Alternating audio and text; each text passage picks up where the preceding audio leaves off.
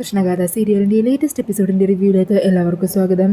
അങ്ങനെ മുത്തശ്ശിയും നന്ദനും സുമിത്രയ്ക്ക് നവീനും കൃഷ്ണയും തിരിച്ചു വന്നപ്പോഴേക്കും അവരോട് ഒരു സന്തോഷമുള്ള കാര്യം പറയാനുണ്ടെന്ന് പറഞ്ഞ് അവിടെ ഇരുത്തുന്നുണ്ട്.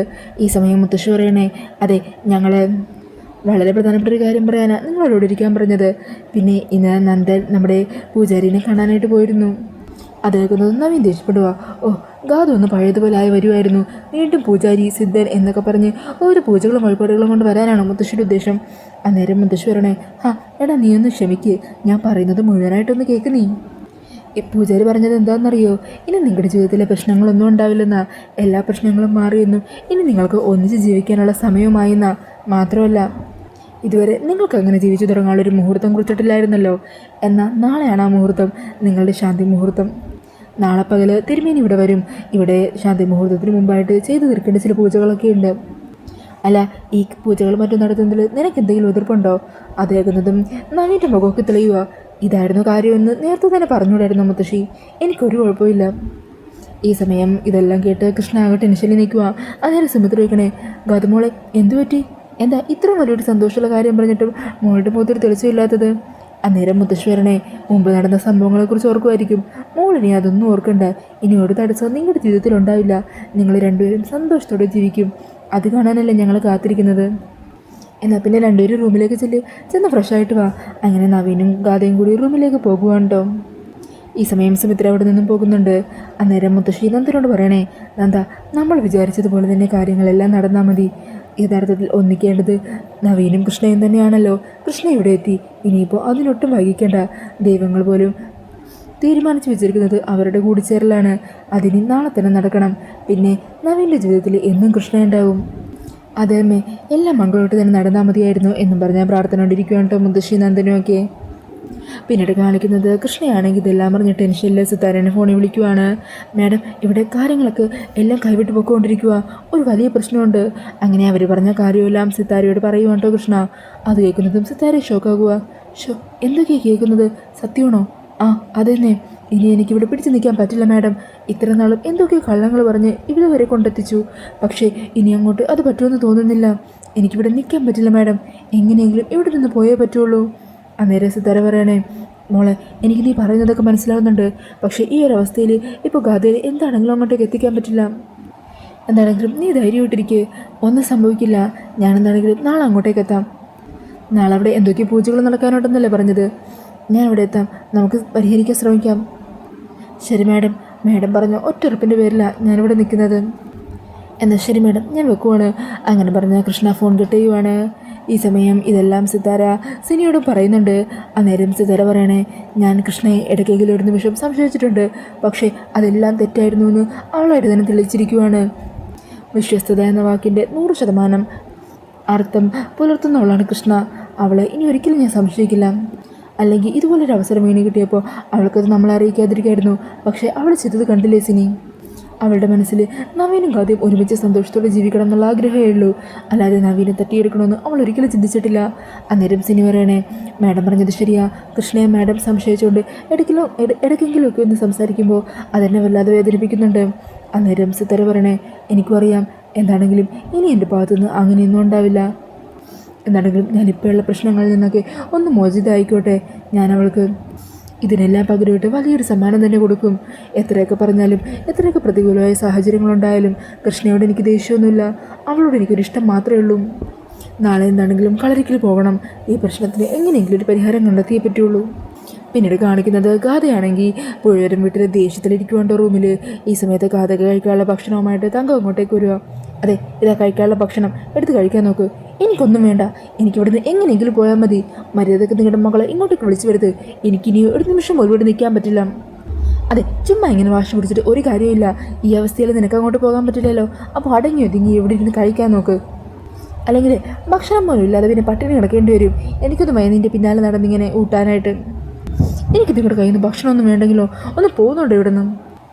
ഈ സമയത്തുണ്ടല്ലോ സത്യവതി അവരുടെ റൂമിൻ്റെ പുറത്ത് വന്ന് നിന്ന് അവരുടെ സംസാരം ശ്രദ്ധിക്കാനായിട്ട് വാതിലിൻ്റെ അവിടെ ഇങ്ങനെ ഒളിഞ്ഞു നിന്ന് ശ്രദ്ധിച്ചുകൊണ്ടിരിക്കുവാണ് കേട്ടോ.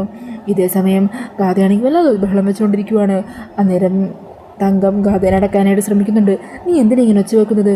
ഇങ്ങനെ ഒച്ച വെക്കാനാണെങ്കിൽ നീ നിൻ്റെ മമ്മിയും കൂടി കാണിച്ച ക്രൂരതയ്ക്ക് എൻ്റെ മോളല്ലേ ഒച്ച വെക്കേണ്ടത്? മര്യാദക്ക് അടങ്ങി ഒതുങ്ങിയിരുന്നോളണം, ഇല്ലെങ്കിലോ നിങ്ങൾ ആരെ എന്നെ പഠിപ്പിക്കാനായിട്ട് എന്നും പറഞ്ഞ് അവിടെയുള്ള ഗ്ലാസ് ഉണ്ടല്ലോ അത് തങ്കത്തിന് നേരെ എറിയാൻ ശ്രമിക്കുവാണ്. എന്നാൽ തങ്കം അവിടെ നിന്ന് മാറിക്കളഞ്ഞ അത് നേരെ ചെന്ന് കൊള്ളുന്നത് സത്യവതിയുടെ ദേഹത്തായിരിക്കും കേട്ടോ. അങ്ങനെ സത്യവതി ദേഷ്യത്തിൽ അങ്ങോട്ടേക്ക് വരിക. നീ എന്നെ മനഃപൂർവ്വം ഇത് വെച്ചറിഞ്ഞതാണല്ലേ? ആ, മനഃപൂർവ്വം തന്നെ അറിഞ്ഞതാണ്. ഇങ്ങനെ റൂമിൽ ഒളിച്ചും പാത്തുമൊക്കെ നിന്നാൽ ഇതുപോലെ പലതും കിട്ടിയെന്നിരിക്കും. എടി, നിനക്കിപ്പോൾ എന്തൊരു അഹങ്കാരം! എങ്ങനെ അഹങ്കാരം ഉണ്ടാകാതിരിക്കും? ഇത്രയും നാൾ ദരിദ്രവാസിയായിട്ട് ഒരു നേരത്തെ അന്നം പോലും ഇല്ലാതെ നടന്ന് ജീവിച്ചോളല്ലേ നീ. അപ്പോൾ പെട്ടെന്ന് ഇതുപോലുള്ള സൗഭാഗ്യമൊക്കെ കാണുമ്പോൾ നിന്റെ കണ്ണ് മഞ്ഞളിക്കുമല്ലോ. വന്ന വഴി മറന്നുപോയല്ലേ നീ? അന്നേരം അതൊക്കെ കേൾക്കുന്നത് നമുക്ക് അതൊക്കെ അങ്ങ് ദേഷ്യം വരുവാ. നിങ്ങൾ എന്നോ ആരാന്ന് വിചാരിച്ച് എന്നോട് സംസാരിക്കുന്നത്? എൻ്റെ സ്റ്റാറ്റസ് എന്താണെന്നറിയോ? ഞാൻ ജീവിച്ച ലൈഫ് സ്റ്റൈൽ എങ്ങനെയാണെന്ന് നിനക്കറിയോ? അന്നേരം തങ്കം ഒച്ചയുണ്ടാക്കണേ. നീ ഒന്ന് നിർത്തുന്നുണ്ടോ? ഇങ്ങനെയാണോ സംസാരിക്കേണ്ടത്? പിന്നെ ഇവരോട് ഞാൻ എങ്ങനെ സംസാരിക്കണം? ഇവരുടെ സംസാരം കേട്ടില്ലേ? അന്നേരം സത്യവതി ദേഷ്യത്തിൽ പറയണേ, നിനക്ക് ഞാൻ വെച്ചിട്ടുണ്ടടി, നിന്നെ എങ്ങനെ നേരിടേണ്ടതെന്ന് എനിക്ക് നല്ലപോലെ അറിയാം. ഇതിന് ഞാൻ നിന്നോട് ചോദിച്ചിരിക്കും എന്ന് പറഞ്ഞ് സത്യവതി ദേഷ്യത്തിലവിടെ നിന്നും പോകുവാണ്. അന്നേരം തങ്കം ഗാദിയോട് ചോദിക്കണേ, നീ എന്തിനിങ്ങനെ പ്രശ്നം ഉണ്ടാക്കുന്നത്? എന്തിനാ സത്യവതി മേഡത്തെ ഇങ്ങനെ വെറുപ്പിക്കാൻ നോക്കുന്നത്? നീ ഇവിടെ നിന്ന് പോയി കഴിഞ്ഞാൽ കൃഷ്ണമോൾക്ക് ഇവിടെയാണ് ജീവിക്കേണ്ടത്. അവരെന്ത് കരുതും? അവരെന്ത് വേണമെങ്കിലും കരുതിക്കോട്ടെ. അവളെ അങ്ങനെ ഇവിടെ ഇനി സുഖിച്ച് ജീവിക്കേണ്ട. എന്നെ ഇവിടെ നിന്ന് എത്രയും പെട്ടെന്ന് തിരിച്ച് എൻ്റെ വീട്ടിലേക്ക് എത്തിക്കാൻ പറ. മര്യാദക്ക് നിങ്ങളുടെ മോളോട് ഇങ്ങോട്ട് വരാൻ പറ. അല്ലെങ്കിൽ ഇതുപോലെ പലതും ഞാൻ കാട്ടിക്കൂട്ടും. എൻ്റെ ദേഷ്യം മുഴുവൻ ഇങ്ങനെയായിരിക്കും ഞാൻ തീർക്കാൻ പോകുന്നത്. പിന്നീട് കാണിക്കുന്നത് നവീൻ്റെ റൂമാണ് കേട്ടോ. കൃഷ്ണ അങ്ങനെ നവീൻ്റെ റൂമിലേക്ക് വരുമായിരിക്കും. ഈ സമയം കട്ടിലിൽ തന്നെ കൃഷ്ണയുടെ നവീൻ്റെ ഓരോ പല പല ജോഡി ഡ്രസ്സുകൾ ഇങ്ങനെ പേറുപേറായിട്ട് എടുത്ത് അടുക്കി വെച്ചിരിക്കുവാണ്. അതുകൊണ്ട് കൃഷ്ണ അങ്ങോട്ടേക്ക് നോക്കിയിരിക്കുക. ഈ സമയം നവീൻ ഫ്രഷായി അങ്ങോട്ടേക്ക് വരുമായിരിക്കും. ആ ഗാഥ, താൻ വന്നോ? എന്തിനാ നവീൻ ഇതൊക്കെ ഇങ്ങനെ കട്ടിലിൽ വെച്ചിരിക്കുന്നത്? എടോ, നാളെ നമ്മുടെ ഫസ്റ്റ് നൈറ്റ് അല്ലേ? അപ്പോൾ അതിൽ നമ്മൾ ഏത് ഡ്രസ്സ് ഇടണം? താൻ തന്നെ സെലക്ട് ചെയ്യും, ഇതിലേത് വേണമെന്ന്. അത് നവീൻ ഇഷ്ടമുള്ള എടുത്തോ. എനിക്കിഷ്ടമുള്ള എടുക്കാനാണെങ്കിൽ ഞാനിങ്ങനെ എടുത്ത് വെക്കുമോ? താൻ പറയടോ. എന്നിട്ട് നവീൻ ഗാഥയുടെ അരികിലേക്ക് വരുവാണ്. എന്നിട്ട് കൃഷ്ണയുടെ കവിളിങ്ങനെ പിടിച്ചിട്ട് പറയണേ, സത്യം പറയാലോ, തന്നെ ഇങ്ങനെ നോക്കിക്കൊണ്ടിരിക്കുമ്പോൾ സമയം പോകുന്നത് അറിയില്ല. എത്ര നേരം വേണമെങ്കിലും എൻ്റെ പെണ്ണിനെ ഇങ്ങനെ നോക്കിക്കൊണ്ടിരിക്കാൻ തോന്നുക. അങ്ങനെ പറഞ്ഞ നവീൻ കൃഷ്ണയുടെ കവിളിൽ ഉമ്മ വെക്കാനായിട്ട് തുടങ്ങുമായിരിക്കും. ഈ സമയത്തായിരിക്കും സാറേ എന്ന് വിളിച്ച മാണിക്കുഞ്ഞ് അങ്ങോട്ടേക്ക് വരുന്നത്. അന്നേരം രണ്ടുപേരും ചമയമാട്ടിൽ മാണിക്കുഞ്ഞിനെ നോക്കാൻ പഠിച്ച് ഇങ്ങനെ നിൽക്കുമായിരിക്കും. അതുകൊണ്ട് മാണിക്കുഞ്ഞിന് ചിരിച്ച് അകത്തേക്ക് കയറി വരിക. സോറി സാറേ, ഞാനേ നാളത്തെ ശാന്തി മുഹൂർത്തത്തിൻ്റെ കാര്യങ്ങളെക്കുറിച്ച് ഒന്നും അറിയാത്ത കാരണം അതിൻ്റെ ഒരുക്കങ്ങൾ എങ്ങനെ വേണം എന്നൊക്കെ ചോദിക്കാൻ വേണ്ടി വന്നതാണ്. നിങ്ങൾ ഈ അവസ്ഥയിലായിരിക്കുമെന്ന് എനിക്കറിയില്ലായിരുന്നു കേട്ടോ. അന്നേരം നവീൻ പറയുന്നുണ്ട്, അല്ലെങ്കിൽ ക്ഷണിക്കാതെ വന്ന് എല്ലാ കാര്യങ്ങളും കുളവാക്കുന്ന ശീലം തനിക്ക് പണ്ട് തൊട്ടേ ഉള്ളതാണല്ലോ. താനിപ്പോൾ എന്തിനും ഇങ്ങോട്ട് വന്നത്? ഞാൻ പറഞ്ഞില്ലേ സാറേ, ശാന്തി മുഹൂർത്തത്തിനെ കുറിച്ചുള്ള നിങ്ങളുടെ അഭിപ്രായങ്ങൾ എന്തൊക്കെയാണ്? അതിന് എന്തൊക്കെയാണ് അറേഞ്ച്മെൻറ്റ്സ് ചെയ്യേണ്ടത്? അതിൻ്റെ ഒരു ചാർട്ട് സാറും മേഡവും കൂടെ തന്നാൽ ഞാൻ വേണ്ട രീതി എല്ലാം ചെയ്തോളാം. എടോ, തൻ്റെ ഇഷ്ടത്തിനനുസരിച്ച് എന്താണെന്ന് വെച്ചാൽ ചെയ്തോ. ആദ്യം ഇവിടെ നിന്ന് പോകുമോ? ഞാൻ പൊക്കോളാം. പിന്നെ സാറേ, ഒരു കാര്യം പറഞ്ഞോട്ടെ. ഒരു അവിവാഹിതനായ ചെറുപ്പക്കാരൻ വിവാഹിതനായ ഒരാളെ അയാളുടെ ജീവിതത്തിൽ ഇടയ്ക്ക് ഇതുപോലെ ശല്യപ്പെടുത്തുന്നുണ്ടല്ലോ. സത്യം പറഞ്ഞാൽ അതൊരു രസമുള്ള കാര്യമാണ്. എനിക്കൊക്കെ അതല്ലേ ഉള്ളൂ സന്തോഷം. എന്നാൽ പിന്നെ നടക്കട്ടെ സാറേ. ഗാഥ മാഡം, ഞാൻ ഇനി ഇതുപോലുള്ള ഇടയ്ക്കുള്ള എന്തെങ്കിലും ഡൗട്ടൊക്കെ ഉണ്ടെങ്കിൽ വരും. പക്ഷേ നാളത്തെ ദിവസത്തോടു കൂടി എന്താണെങ്കിലും എന്നെ കൊണ്ടുള്ള ശല്യം തീരും. പിന്നെ നിങ്ങളായി നിങ്ങളുടെ പാടായി. എന്നാണെങ്കിലും ഞാനിപ്പോൾ പോകുവാണ്. സോറി സാർ എന്നും പറഞ്ഞ് മാണിക്കുഞ്ഞ് അവിടെ നിന്നും പോകുന്നുണ്ട്. അന്നേരം നവീൻ പറയണേ, ഇയാളുടെ ഒരു കാര്യം. അല്ല ഗാഥ, താൻ പറഞ്ഞില്ലല്ലോ ഏത് ഡ്രസ്സ് ഇടണം? ഇതിൽ നിന്നിടണമെന്ന് സെലക്ട് ചെയ്യും. പിന്നീട് കാണിക്കുന്നത് സത്യവതിയും മൂർത്തിയും കൂടി സംസാരിക്കുന്നതാണ്. അന്നേരം സത്യവതി പറയണേ, ദിവസങ്ങൾ കഴിയുന്തോറും അവളുടെ അഹങ്കാരം കൂടി കൂടി വരിക. അവൾ ഇനി ഇങ്ങനെ വെച്ചുകൊണ്ടിരിക്കാൻ പാടില്ല. എത്രയും പെട്ടെന്ന് തന്നെ അവൾ അവസാനിപ്പിക്കണം. അനിയൻ്റെ സ്വത്ത് ഇനി എൻ്റെ കൈവിട്ട് പോകുന്നത് എനിക്ക് ചിന്തിക്കാൻ പോലും പറ്റില്ല. മാഡം എന്താ തീരുമാനിച്ചിരിക്കുന്നത്? അവളെ ഇവിടെ വെച്ച് തന്നെ ഇല്ലാതാക്കണം. കഴിക്കുന്ന ഭക്ഷണത്തിൽ വിഷം എന്തെങ്കിലും കലക്കി കൊടുത്ത് അവളെ ഇല്ലാതാക്കണം. അങ്ങനെ ചെയ്താൽ നമ്മൾ സംശയിക്കില്ലേ? നമുക്ക് നേരെ സംശയത്തിനോട് നീൾ പോലും വീഴാതെ വേണം നമ്മളത് ചെയ്യാനായിട്ട്. ഒരവസരത്തിന് കാത്തിരിക്കണം. അവൾ ഇത്രയും നാളും വളർത്തി വലുതാക്കി സംരക്ഷിച്ച അവളുടെ അമ്മയായ തങ്കത്തിൻ്റെ കൈകൊണ്ട് തന്നെ അവൾ മരണപ്പെട്ടാലോ?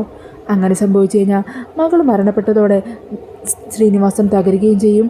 ആ കുറ്റത്തിന് ആ ശാന്തി എന്ന് പറയുന്നവൾ ജയിലിലും ആകും.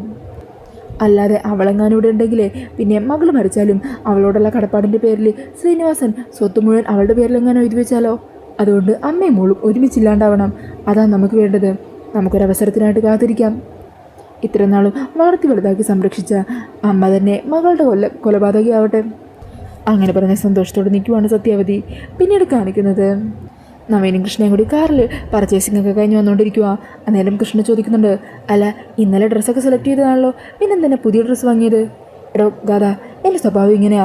പെട്ടെന്ന് നിമിഷ നേരം കൊണ്ടായിരിക്കും പ്ലാൻ മാറ്റുന്നത്. പെട്ടെന്ന് എനിക്കിത് ഡ്രസ്സ് വാങ്ങണമെന്ന് തോന്നി, പുതിയ ഡ്രസ്സ് ഇടണമെന്ന് തോന്നി, അതുകൊണ്ട് ഇതൊക്കെ വാങ്ങിയത്.